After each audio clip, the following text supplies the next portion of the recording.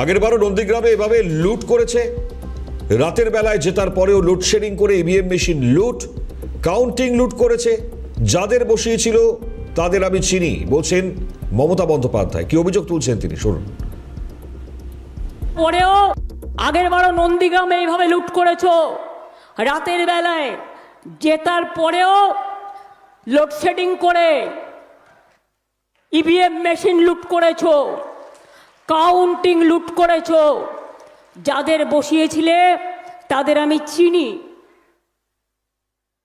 এবারও যাদের বসিয়েছো দেখে দেখে ইঞ্চিতে ইঞ্চিতে কেউ যদি আপনাদের সাথে দুষ্টুমি করে তার নাম, ঠিকানা, অ্যাড্রেস, ফোন নাম্বার আর ছবি তুলে রাখবেন।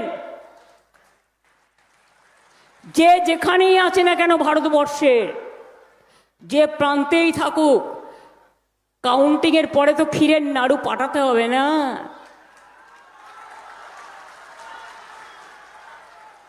জগন্নাথ ধামের প্যারা তো পাঠাতে হবে।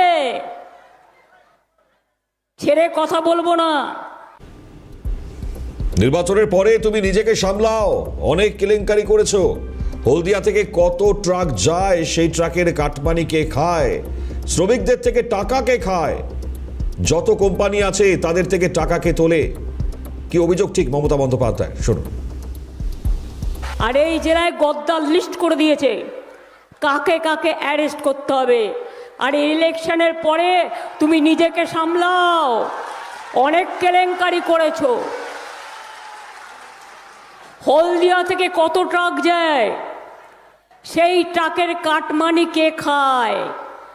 শ্রমিকদের এমপ্লয়মেন্ট ভাতা থেকে, এমপ্লয়িজের থেকে টাকা কে খায়? যত কোম্পানি আছে তাদের থেকে মাসে মাসে টাকা কে তোলে? সব জেনে রেখে দিনে একজনই তোলে এবং সেই টাকা অর্ধেক নিজে নেয়, বাদবাকিটা দেয় বাইরের নেতাকে।